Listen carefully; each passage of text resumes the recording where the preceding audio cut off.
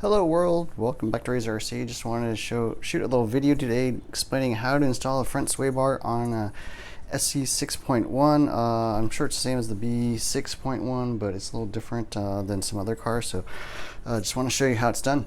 Parts you're going to need are a front anti-roll bar set 91822, and then you also need 91821, which is the anti-roll bar hardware. And then you also need some ball cups that actually come with the kit. So you notice in your parts trees, you're going to end up with a bunch of these little ball cups that don't seem to go anywhere. You'll end up with like, I think 8 of these or something. But anyways, you'll have extras, and those are actually used for the front anti-roll bar installation. So I've got actually installed in my car right here, the SC6.1, as you can see. So I've got a gray anti-roll bar. So you'll basically have to remove the top.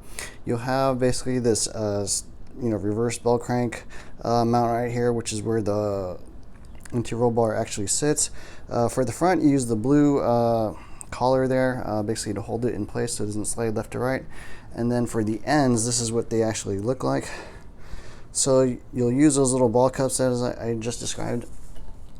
And then in between is a little, long worm screw or set screw that basically sits in between these two. So basically, thread those two ball cups together with the set screw in between, kind of like a steering link, and then you'll have basically a anti-roll bar end with a set screw holding it in place that basically mounts inside. So that's what it looks like. It's different than the B64 and some other kits that I've owned from Associated, but that's what it looks like. And so just want to show you how that gets put together. So there's no instructions on this. I just kind of had to figure it out myself and thought I'd share it. Anyways, thanks for watching. If you found something else different, definitely throw down a comment below, or if you found some other suggestions, I'd like to hear about them.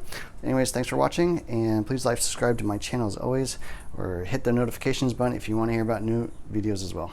All right, thanks. Bye.